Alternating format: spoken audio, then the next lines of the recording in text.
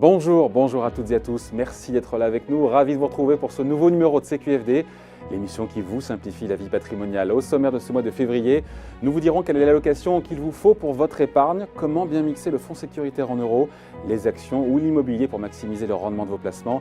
Réponse dans quelques instants. Et puis nous verrons si la rentabilité de la paire papier est toujours au rendez-vous ou pas cette année en 2019. On verra également si certains montages patrimoniaux ne sont désormais pas dans le viseur du fisc, comme la presse patrimoniale a pu le rapporter ces derniers temps. Mais d'abord, comme chaque mois, c'est parti pour le JT de CQFD.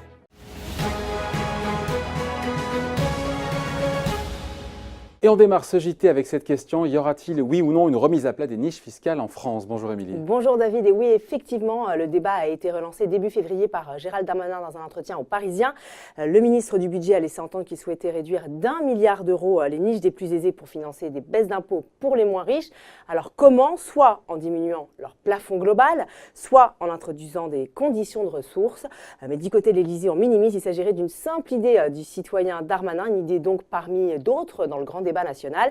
Et d'ailleurs, selon l'entourage d'Emmanuel Macron, le chef de l'État serait totalement opposé à toute nouvelle hausse d'impôts, donc a fortiori à une remise à plat des niches fiscales.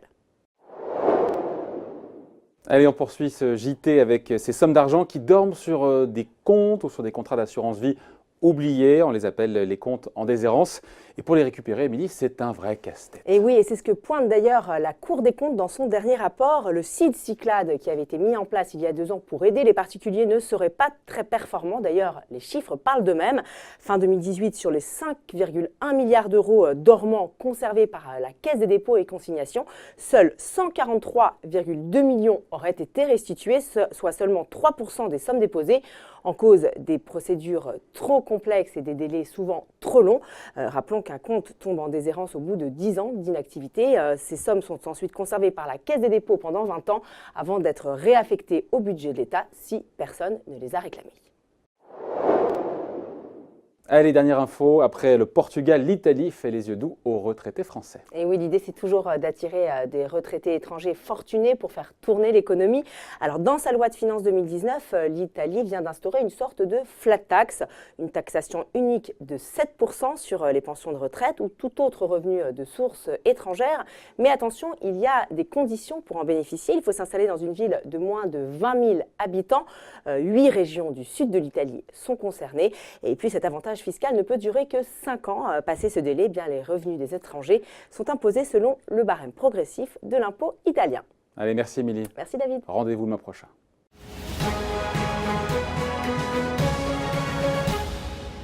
Quelle allocation faut-il cette année pour votre épargne? On voit ça avec vous Nadine. Bonjour. Bonjour David. Bon, cette question, elle a du sens, pardon, on pourra se la poser année après année, mais 2018 a été une année assez particulière. On a quand même vu toutes les classes d'actifs dans le rouge, les actions, les obligations, les matières premières.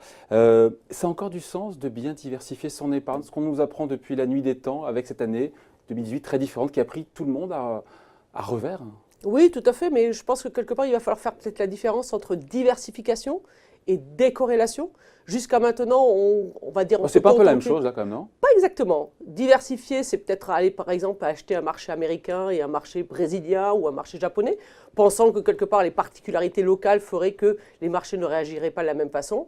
Décorréler, c'est de trouver des actifs qui vont se comporter différemment lorsqu'il y a des phases de hausse ou des phases de baisse. Voilà, donc c'est vraiment le sens maintenant pour nous, c'est le sens décorrélation plus que diversification. Voilà, de la très bonne diversification diront certains. Donc ça veut dire qu'on se dit quoi? On se dit que 2018 c'était peut-être pas un accident et que justement il faut aller vers vraiment de la bonne décorrélation pour être sûr que si ça se reproduisait encore, personne ne lit dans le mar de café, on soit bien protégé? Exactement, je pense que la problématique qu'il y a, c'est justement le niveau des obligations. Encore une fois, on répète que les taux sont devenus extrêmement bas. De facto, ils ne protègent plus contre les volatilités des marchés actions, comme on pouvait l'avoir ces 10 ou 20, voire même ces 30 dernières années, et qu'il va falloir partir sur d'autres classes d'actifs. Bon, on se dit qu'en assurance vie, la base, ça reste toujours le fonds en euros, même si les rendements s'effritent, c'est le cœur d'un portefeuille. Mais c'est aussi un actif décorrélant, dans la mesure où, on l'a bien vu cette année, même des mauvais fonds euros n'ont pas forcément baissé. Donc on a effectivement cette protection qui est apportée par le fonds en euros lorsque les marchés baissent. Donc on a une vraie décorrélation. Donc c'est pour ça que le fonds en euros reste, à notre sens, un vrai pilier de l'allocation. Ouais. Alors donc il y a le pilier, encore une fois, le cœur, les fondations, le rez-de-chaussée, on peut le dire comme on veut. Après évidemment, les marchés actions, on l'a vu, ce sont des montagnes russes, ça peut faire peur, mais tant qu'il y a de la croissance dans le monde, ce qui est le cas aujourd'hui, on se dit que c'est quand même pas idiot d'avoir des actions sur son portefeuille parce qu'il y a de la croissance dans le monde, donc des profits qui devraient augmenter, peut-être moins qu'avant, mais quand même. Exactement, je pense que les actions, c'est vraiment le placement. Encore une fois, on a eu une correction en 2018, mais qui venait après presque 10 ans de progression ininterrompue. Alors pas complètement en Europe, on a eu des accidents en 2011, un petit peu en 2015 et 2016, mais fondamentalement, sur un placement long terme, on s'aperçoit que les actions sont toujours un placement qui rapporte, et qui rapporte, on va dire, sur une moyenne long terme, 6 à 7% par an. Il n'y a pas de raison que les années prochaines soient différentes de ce qu'on a vécu jusqu'à maintenant. Le profil type, c'est compliqué parce que chacun est différent, etc. Mais si on parlait d'un profil type idéal, ça ressemblerait à quoi? On a préparé un petit graphique, c'est en gros, on se dit que la moitié, le fonds en euros, on en a parlé, le fonds en euros, c'est la base, c'est la moitié de son portefeuille? Exactement, environ la moitié de son portefeuille, oui, en fonction du profil de risque. Après, plus ou moins, on pilotera cette exposition-là. Ensuite, tel qu'on l'a dit, les actions, hein, on préfère les actions aux obligations, hein, puisque les obligations vont remonter dans le futur. On ne sait pas forcément trop quand, mais on sait que ça va arriver. Et puis le troisième pilier, auquel on n'a pas forcément parlé jusqu'à maintenant, c'est l'immobilier. C'est vrai que cette année, on s'est aperçu que c'est la seule classe d'actifs qui a continué à progresser. Et je pense que dans le futur, ça va avoir le même impact dans un portefeuille, c'est-à-dire d'apporter vraiment cette décorrélation que l'on n'a plus forcément dans les actifs financiers. Mais ceux qui nous regardent et qui se disent, tiens, ils nous mettent, on est à peu près à 30% là d'immobilier, mais j'ai déjà de l'immobilier, moi, j'ai ma résidence principale, secondaire, pour ceux qui ont de la chance. C'est vraiment malin de remettre de l'immobilier quand on en a déjà? Oui, je pense que c'est pas la même chose, c'est ça? C'est pas exactement la même chose. Effectivement, là, on parle d'immobilier papier. Les rendements qu'on a eus ces dernières années justifient largement qu'on intègre toujours, alors peut-être pas 30%, on serait plutôt autour de 20% dans un portefeuille relativement, on va dire, prudent. Hein. Je pense que quand on compose un portefeuille comme cela, on a un niveau de volatilité, je sais que c'est un terme un petit peu barbare, mais c'est ça qui va expliquer peut-être les pertes qui pourraient arriver si vraiment tout se passait mal. On a une volatilité autour de 1,50, 1,60, donc on est dans un profil relativement sécuritaire. Donc voilà, la moitié en fonds euros, 20%, vous avez raison, en immobilier commercial, donc c'est là où on diversifie par rapport à sa résidence principale. Et donc le reste en actions, pour le coup diversifié, mais peut-être pas décorrélé, là je regarde, hein, Europe, monde émergent, c'est vraiment, quand on met de l'Europe, des actions européennes, des actions du monde entier, des actions de pays émergents, on diversifie, on décorrèle. C'est un peu plus technique, mais on a expliqué la différence entre diversifier et décorréler. Exactement. Non, mais tout à fait. Mais je pense que quelque part, on s'aperçoit que cette diversification sur des courts termes peut-être marche pas forcément toujours très bien, mais sur du long terme, on a des vraies convictions, comme quoi les pays émergents, par moments, ont des dynamiques différentes que celles des pays européens ou que celles des États-Unis. Donc, quelque part, cette diversification, sur une optique de long terme, je pense qu'il faut la garder au sein des actions. Ouais. Sachant que là, quand on dit profil type, personne ne peut se reconnaître parce que chacun a, encore une fois, des attentes, dort plus ou moins bien quand son portefeuille se dévalorise, souhaite acheter un bien dans 2-3 ans, la temporalité est différente pour chacun. Donc, quelque part, après, ça, c'est la base. Et ensuite, on fait bouger les curseurs, c'est ça? Exactement. On sait très bien que quelque part l'immobilier, c'est quand même un placement plus ou moins moyen terme, voire même un peu plus long terme. C'est évident pour des clients ou des épargnants qui auraient besoin d'avoir des sorties rapides. Je veux dire, l'immobilier n'est pas forcément la bonne allocation à l'instant T donné. Voilà. Et pour ceux qui veulent prendre plus de risques, voilà, on fait bouger le curseur, mais plus d'actions, moins d'immobilier, un peu plus de fonds en euros. Et on trouve en fait son propre profil. Merci pour cette explication, Nadine. Je vous en prie, David. Au revoir.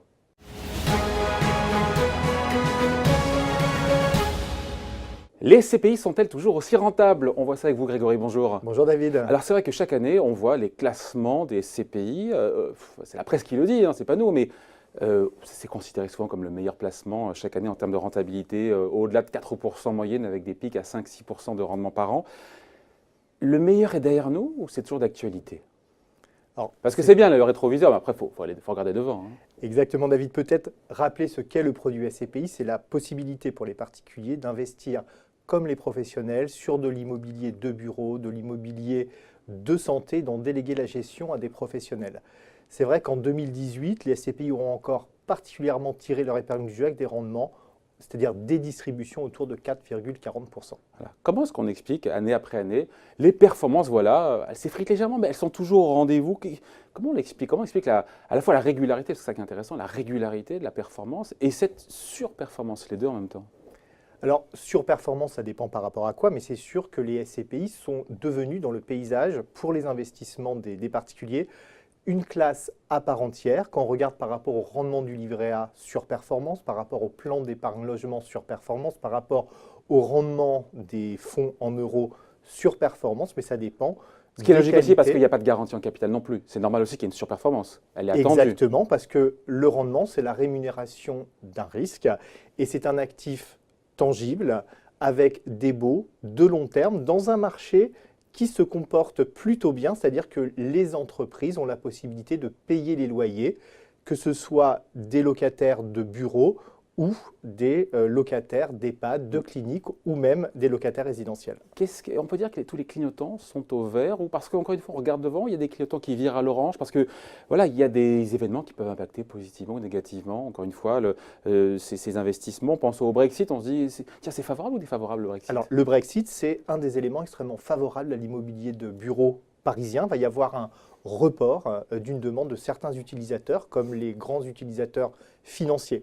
Ce n'est pas le seul voyant qui est au vert, mais peut-être dire à vos téléspectateurs quels sont les voyants qui sont au rouge. C'est le cas échéant la remontée des taux, c'est-à-dire le moment où la Banque centrale européenne va mettre fin au quantitative easing, c'est-à-dire d'arrêter d'arroser avec des liquidités. Et dans ce cadre-là, il peut y avoir une remontée du taux des bureaux qui sera défavorable à la valeur. Mais ça ne changera rien à la capacité des SCPI à distribuer un rendement. Voilà. Et dans les clignotants qui sont verts, sinon, qu'est-ce qu'on pourrait rappeler? Alors, pour le marché français, c'est essentiellement le Grand Paris qui va créer des incroyables opportunités d'investissement. C'est également la très bonne santé des entreprises, des bureaux. C'est les évolutions sociologiques qui peuvent faire que sur les EHPAD, sur les cliniques, il y aura de plus en plus besoin d'immobilier pour fonctionner. Bon, et donc sur 2019, on finit là-dessus. Les performances seront encore au rendez-vous. Vous mettez votre chemise ou un billet là-dessus? Alors, je mets un billet, David, effectivement, sur les performances des SCPI. Moi, j'attire l'attention sur le fait que tous les rendements et toutes les SCPI ne se valent pas. Avoir des SCPI qui distribuent plus de 7% dans un marché où l'immobilier de bureau fait du 4,5%, il faut quand même voir quelle est la rémunération du risque. Il faudra peut-être aussi challenger les SCPI sur la capacité à distribuer des plus-values, c'est-à-dire rendre la valeur créée dans les années passées et de voir comment vont évoluer le prix de souscription des parts. Voilà, merci pour ces explications. Grégory Frappet, donc merci beaucoup. Merci David.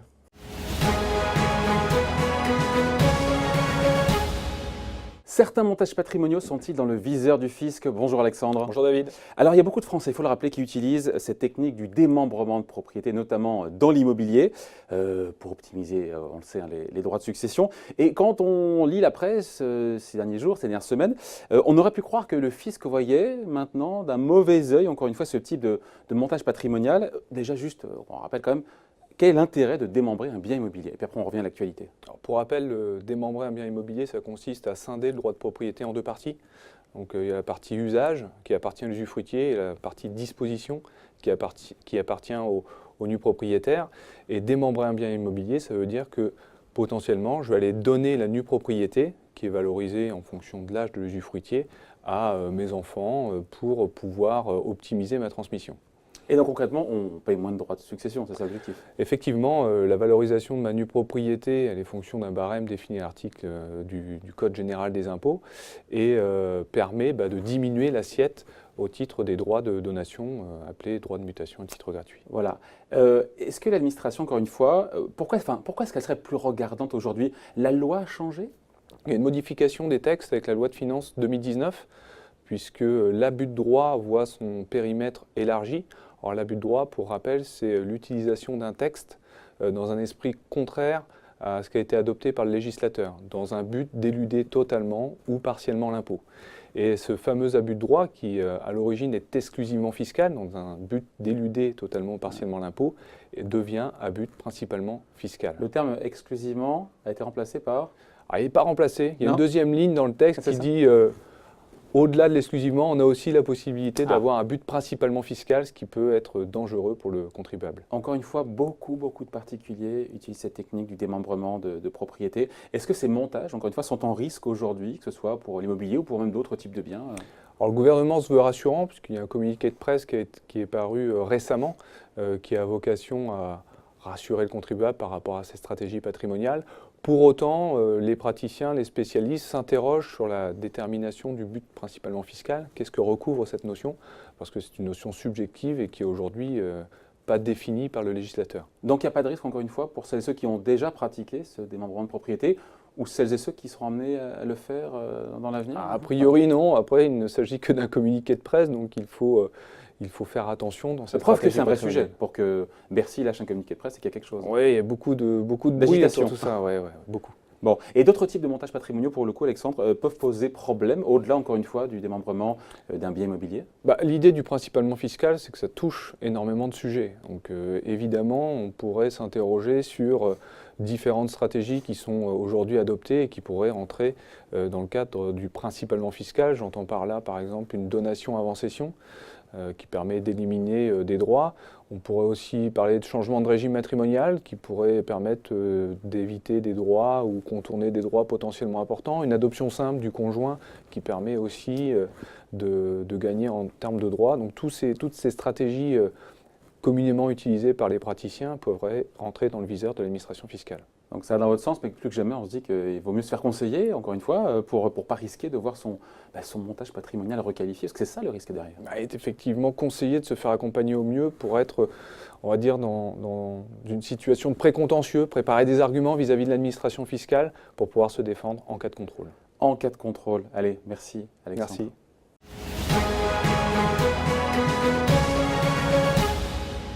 Comment placer au mieux sa trésorerie longue? On voit ça avec Gilles Lomsfeld. Bonjour. Bonjour David. Vous êtes gérant d'Axi Plus Patrimoine. Alors, vous venez nous raconter une histoire qui est pas mal. Vous avez conseillé une boîte du SBF 250. Bon, jusque-là, OK. Elle voulait placer sa trésorerie de long terme. On réexpliquera c'est qu'une trésorerie de long terme. En jeu, 50 millions d'euros. Donc, c'est pas rien, c'est un gros ticket. Déjà, juste un mot sur le secteur d'activité, sans donner le nom de la boîte, c'est pas le sujet. Secteur d'activité de cette boîte cotée. C'est une société spécialisée dans l'extraction et la commercialisation de métaux non ferreux, avec une activité également de fabrication d'alliages. Bon, et là on se dit qu'effectivement avec des taux bas, pour trouver du rendement sur la trésorerie, enfin c'est un casse-tête quoi. Alors c'est pas forcément un casse-tête, c'est avant tout réussir à faire changer des habitudes. Parce que le problème de la trésorerie d'entreprise, c'est avant tout des stéréotypes, DAT, CAT et d'autres. Dépôt à terme, compte à terme. Voilà, pardon, dépôt à terme, compte à terme, et puis d'autres sur des échéances un peu plus longues, type produits structurés. Voilà, et donc, voilà, et vous, et c'est votre job aussi, vous l'êtes convaincu qu'il fallait sortir des sentiers battus en proposant quelque chose de différent. Complètement, c'est-à-dire que lorsqu'on a fait l'analyse du portefeuille de trésorerie, on s'est rendu compte d'une absence totale de support immobilier. Alors, par définition, l'immobilier est un peu contrariant pour la trésorerie d'entreprise. Oui, parce qu'on se dit qu'en fait, il y a différents types de trésorerie. J'ai insisté en disant trésorerie longue, parce qu'en fait, il y a de la trésorerie qui doit être disponible tout de suite. Immédiate. Et on ne va pas la mettre en immobilier ou en action ou whatever. Complètement. Et alors, là, l'idée, c'était de prendre la trésorerie longue. Trésorerie longue, c'est celle dont on n'a pas besoin avant… 5 ans. Ah oui, on appelle ça encore de la trésorerie, ça? Oui, stable, on l'appelle aussi stable, voilà. Trésorerie stable d'entreprise. En fait, on travaille sur un format très connu de la pyramide de la trésorerie, c'est-à-dire la trésorerie immédiate, la trésorerie moyen terme, court terme et stable. Plus de 5 ans, plus de 3 ans, plus de 5 ans selon la typologie. Et on s'est rendu compte que dans ce portefeuille, on avait une absence totale de support immobilier, quel qu'il soit, pas de l'immobilier physique, mais l'immobilier comme vous en avez parlé avant, SCPI ou autres supports immobiliers. Et à partir de là, on a proposé cette alternative. La contrainte… Donc de la pierre papier. De la pierre papier, exactement. TCPI. Alors pas tout à fait, là c'était sous format SCI, dans l'immédiat, pour des raisons de diversification. Avec des actifs immobiliers, encore une fois, professionnels. Avec de l'immobilier physique, essentiellement bureau, commerce, pas de résidentiel. Ouais. Voilà. Et l'idée, c'est en fait de faire une analyse comme on le fait aujourd'hui sur une analyse de patrimoine de particulier, si ce n'est que les objectifs ne sont pas les mêmes. Ce ne sont pas des objectifs de transmission ou de fiscalité, ce sont avant tout des objectifs de disponibilité.